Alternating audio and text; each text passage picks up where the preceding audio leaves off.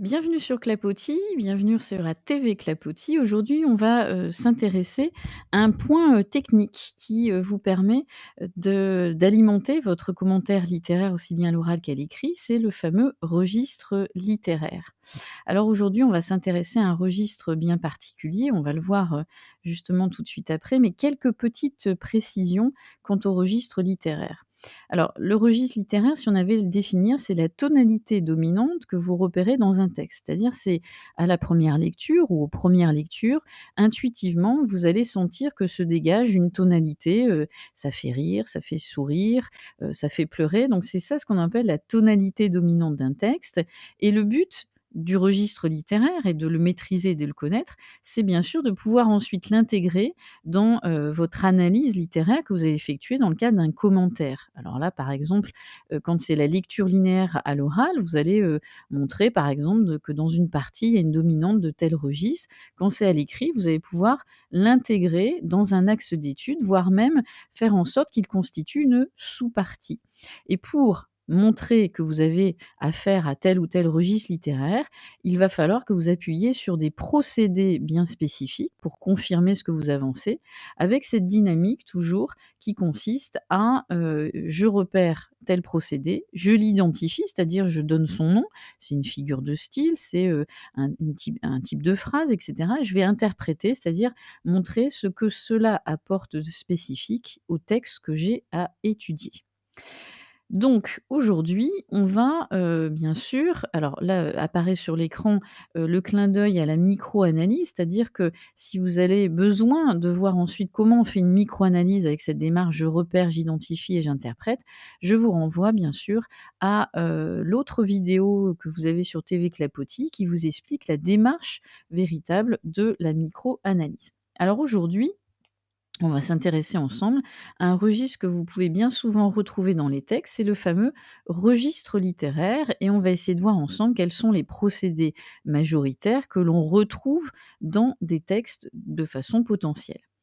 Alors, vous voyez apparaître sur l'écran ces procédés qui sont majoritairement facilement repérables. On va commencer, dans le sens, inverse d'une aiguille du montre, donc à gauche, vous voyez que, bien sûr, le registre comique se repère très souvent dans un texte d'origine qui appartient au genre théâtral.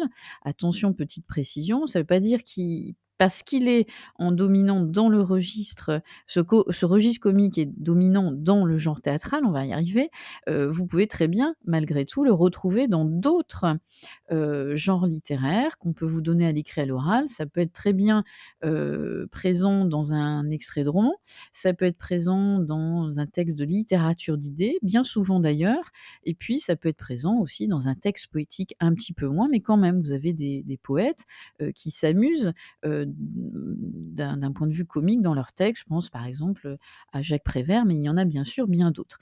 Donc si on se réfère avant tout au texte théâtral, effectivement, vous avez avant tout ce registre littéraire qui va se repérer par ce que l'on appelle les comiques. Les comiques de gestes, de mots, de situations, de caractères. Vous connaissez sûrement ces 4 types de comiques, parce que vous avez dû les étudier aussi en année de collège.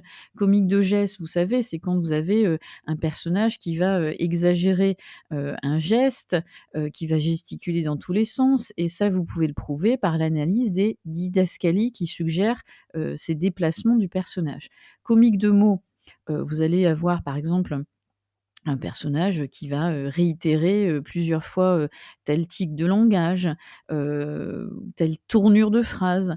Comique de situation, c'est les fameuses scènes où bien souvent vous avez un quiproquo entre des personnages et puis comique de caractère, c'est, tout ce que vous retrouvez dans le théâtre de Molière avec des personnages types, qui ont un trait de caractère qui, permettent tout de suite de les identifier. C'est, l'avare, c'est le tartuffe et cetera. Donc ça, c'est le premier procédé, enfin les premiers procédés qu'on va appeler les comiques, les types de comiques que vous pouvez repérer dans un texte. Après, vous avez le procédé de décalage. Alors le procédé de décalage, c'est, parfois utilisé par des auteurs lorsque ils vont créer un décalage de langue entre ce que dit le personnage et sa situation sociale et c'est ça qui va susciter le rire parce que, il va avoir une façon de parler qui ne correspond pas du tout à sa posture, sociale. Après, vous avez bien sûr les figures de style qui ont pour vocation d'exagérer la situation et là, de façon logique, vous allez retrouver ce que l'on appelle les figures de style d'exagération. Alors, pour première, c'est, l'accumulation avec un personnage qui va accumuler, des tournures de phrases, des propos bien significatifs, les figures de répétition, et puis celle qui est aussi significative, c'est la fameuse hyperbole qui va tendre à exagérer les propos du personnage, qui va tenir des propos excessifs. Et forcément, cette figure de l'hyperbole fait penser, de façon, logique à la, ponctuation qui elle aussi peut être une ponctuation, expressive, voire excessive. On pense parfois, alors bien sûr, hein, derrière ponctuation, vous allez par exemple repérer de façon évidente de nombreux points d'exclamation, points d'interrogation et dès lors que vous allez en repérer 3, 4, voire plus, on peut dire qu'effectivement vous avez une ponctuation qui va être au service du registre comique. On pense, hein, aux pièces de Molière avec ces personnages qui vont provoquer le rire par, ces types de phrases exclamatives, interrogatives qui vont, traduire leur état d'esprit, leur état d'âme. C'est le fameux Harpagon qui, une fois qu'il a perdu sa cassette et son argent, est complètement déboussolé et va donc utiliser de nombreuses phrases interrogatives, de phrases exclamatives, etc. Et puis vous avez aussi les jeux de mots. Ça peut faire partie, des preuves que vous allez avancer dans des procédés littéraires qui confortent l'idée du registre comique. Le jeu de mots, constitue effectivement un procédé, qui est, récurrent chez les auteurs. On pourrait prendre l'exemple fameux du mot qu'utilise, le roi déjanté et décalé Ubu-Roi d'Alfred Jarry, qui n'a de cesse de répéter le terme «merdre», quand, il se retrouve face, à des personnages qui l'agacent ou, l'interrompent ou le perturbent dans son raisonnement qui est d'ailleurs complètement absurde. Alors pour autant, voilà un petit peu, tous les procédés, et essayez d'en avoir, que, 4 ou 5 en tête, hein. Quand vous révisez, vous dites: «Bon, si j'ai le registre comique, voilà ce qu'il faut que je repère», avec toujours cette idée que vous observez, vous identifiez et vous interprétez. Pour autant, donc comme je le disais tout à l'heure, le registre comique peut aller ou être accompagné d'un autre registre à ce moment-là qui sera, sous-jacent, c'est le fameux registre satirique. Je pense par exemple à des textes alors Molière utilise beaucoup le registre comique avec le registre satirique, mais si vous tombez sur un texte qui appartient à l'objet d'étude littérature d'idées, vous avez bien souvent le registre satirique qui va de pair avec le registre comique. Un auteur, hein, qui l'utilise souvent, c'est Voltaire. Dans le roman, vous pouvez avoir aussi Flaubert et il faut savoir discerner justement le registre, satirique.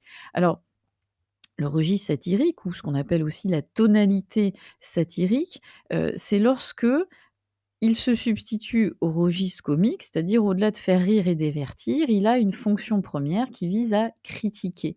Il peut être une arme justement pour mettre en évidence les travers des hommes, les points, que l'on veut faire émerger d'une société qui ne vont pas bien et donc on critique pour, ensuite susciter la réflexion du lecteur.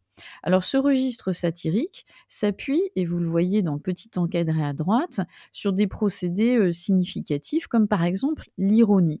Alors l'ironie, il faut savoir effectivement quand même la repérer. L'ironie, c'est une manière de, persuader, c'est-à-dire de faire en sorte que le lecteur adhère à ce que vous voulez prouver. L'ironie, ça laisse entendre et ça suggère le contraire de ce que vous pensez. C'est le principe de l'antiphrase. On dit le contraire de ce que l'on pense véritablement et on va par exemple, faire tenir des propos aux personnages, des propos, exagérés, heu, choquants parfois, pour faire réagir le lecteur.